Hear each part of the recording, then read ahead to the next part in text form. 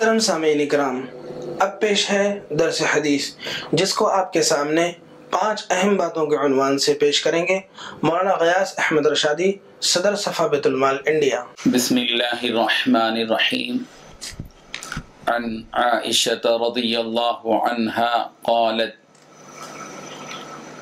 ان النبی صلی اللہ علیہ وسلم كان يعتكف العشر الاواخر من رمضان حتى توفاه الله ثم اعتكف ازواجه من بعده متفق علیہ۔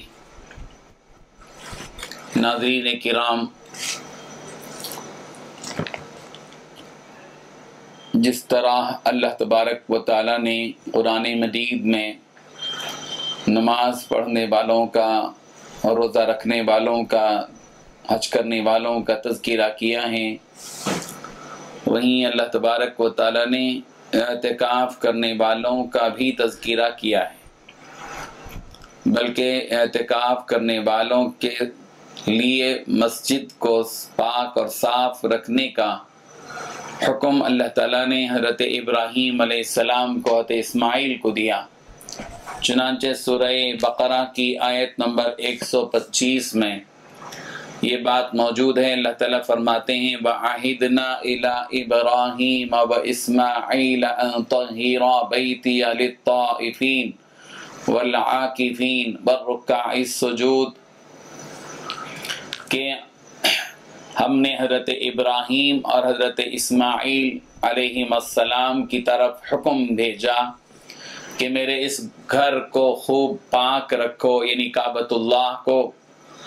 طواف کرنے والوں کے لیے، للطائفین، اور اعتکاف کرنے والوں کے لیے، والعاکفین،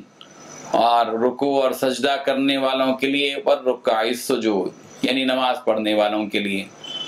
تو اعتکاف کرنے والوں کے لیے، نماز پڑھنے والوں کے لیے اور طواف کرنے والوں کے لیے کعبۃ اللہ کو صاف رکھنے کا حکم اللہ تبارک و تعالیٰ نے حضرت ابراہیم علیہ السلام، حضرت اسماعیل علیہ السلام کو دیا۔ اس سے اعتکاف کی فوقیت اور فضیلت اور اہمیت محسوس و معلوم ہوتی ہے۔ اور اعتکاف کس کو کہتے ہیں؟ اعتکاف دراصل اللہ دنیا کے سارے معاملات سے منقطع ہو کر بس ایک اللہ تبارک و تعالیٰ کے دربار میں رہ جانا، پڑ جانا، اور اس کی عبادت میں، اس کے ذکر میں، اس کی تسبیح میں، اور اس کی نازل کردہ کتاب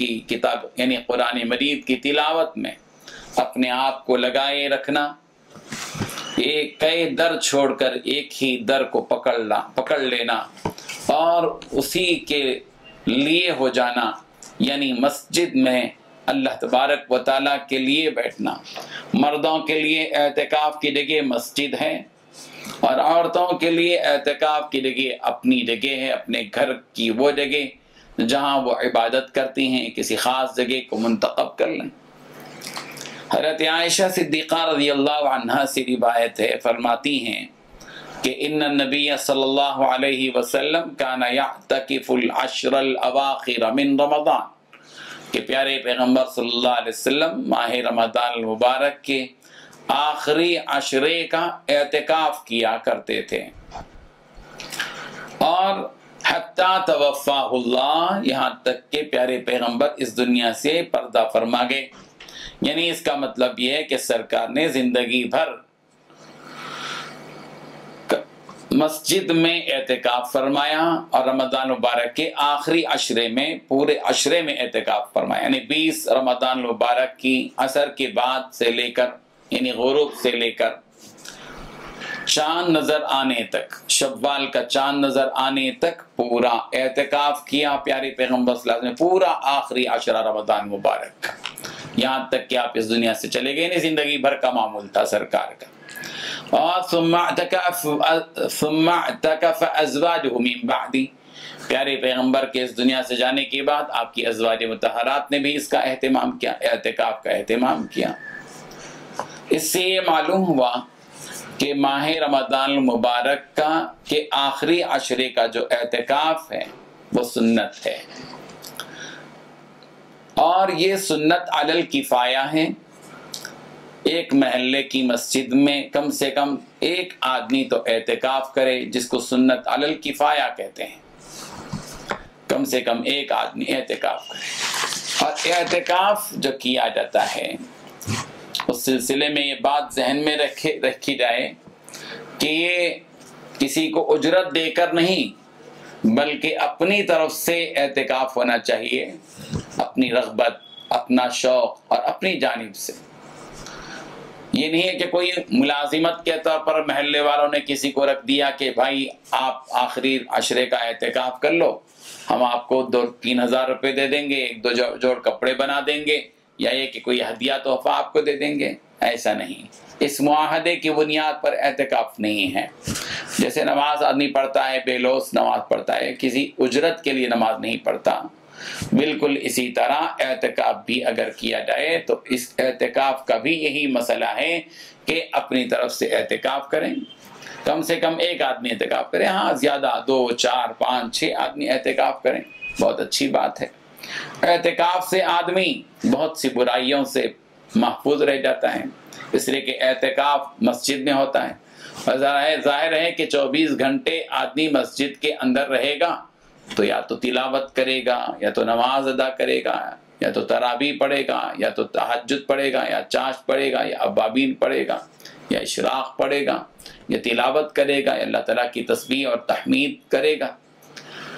یہی تو کرے گا آدمی۔ اور زیادہ سے زیادہ یہ کہ تھک جائے تو آرام کرے گا، اپنی جگہ پر مسجد میں آرام کرے گا۔ اس کے 24 گھنٹے ہاں ضرورت تبعیض جو ضرورت ہے اس کے لیے معتکف مسجد سے باہر جاتا ہے، وضو کرنے کے لیے مسجد سے باہر جاتا ہے، ضرورت سے فارغ ہونے کے لیے آدمی مسجد سے جاتا ہے، اس کی اجازت ہے۔ لیکن مسجد سے بار بار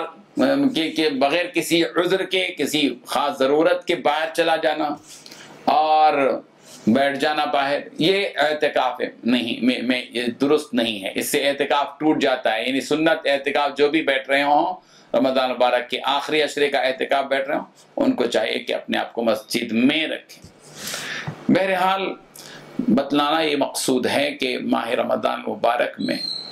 اعتکاف کرنا چاہیے۔ آپ صلی اللہ علیہ وسلم کی زندگی میں ایک مرتبہ ایسا ہوا کہ آپ نے 1 سال اعتکاف نہیں کیا کسی وجہ سے، تو دوسرے سال اللہ کے رسول صلی اللہ علیہ وسلم نے اس کی قضا فرمائی، اس قدر اہتمام فرمایا، یعنی رمضان مبارک کے 2 عشرے میں سرکار نے روزہ رکھا، اس کی قضا فرمائی۔ یہ ایک بنیادی حقیقت ہے، اللہ کے رسول صلی اللہ علیہ وسلم نے اعتکاف کر کے بتایا ہے۔ آج بھی جو لوگ اللہ تبارک و تعالیٰ نے جن کو سہولت دی ہو، جن کی مصروفیات کم ہوں، انہیں چاہیے کہ اپنا وقت بجائے گھروں میں گزارنے کے رمضان مبارک میں ایسے موقعوں پر اپنے گھروں میں رہنے کے بجائے اعتکاف کریں، مسجد میں رہیں۔ اور مسجد میں بندہ آدمی اعتکاف کرتا ہے تو اللہ تبارک و تعالیٰ سے اس کا تعلق مضبوط ہوتا ہے، اللہ تبارک و تعالیٰ سے اس کا رابطہ مضبوط ہوتا ہے، اور ایمان کی تازگی پیدا ہوتی ہے، آدمی بہت سے گناہوں سے بچ جاتا ہے، اور نیکیوں کا خزانہ اس کے لیے آخرت کے لیے ایک توشہ ہے جو آدمی اعتکاف کی حالت میں جو بھی عبادت کرتا ہے۔ ظاہر ہے کہ جب آدمی مسجد کے ماحول میں رہے گا، اچھے لوگوں کے ساتھ رہے گا، تقوی والی زندگی گزرے گی، صادقین کے ساتھ رہے گا۔ اور رہی یہ بات کہ جب تک وہ اعتکاف میں رہے، چاہیے یہ کہ بیہودہ باتیں، فحش باتیں، دنیاوی باتیں بالکل مسجد میں نہ کرے، اس سے اعتکاف پر اثر پڑتا ہے۔ مسجد میں جب تک رہیں اور جب تک اعتکاف کی حالت میں رہیں، مسجد کا احترام بھی رہے، مسجد کا تقدس بھی زندگی میں رہے، اور اللہ تبارک و تعالیٰ کی طرف توجہ رہے، اللہ تعالیٰ سے دعائیں مانگتا رہے، کیونکہ پوری دنیا سے کے کاروبار سے ہٹ کر اور کٹ کر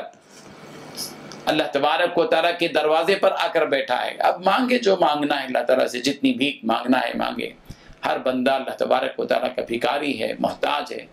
اور اللہ تبارک و تعالیٰ کے سامنے بے نیازی کا اظہار نہ کرے بلکہ اپنے محتاجی کا اظہار کرے۔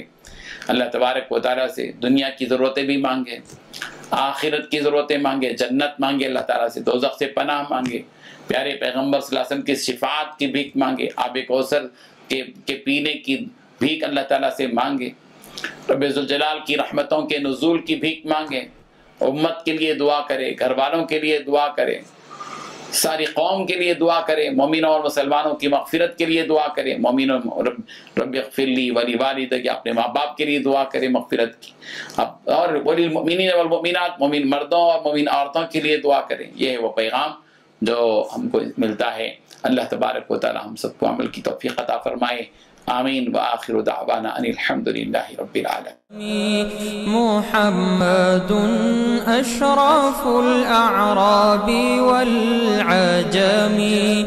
محمد۔ معزز ناظرین،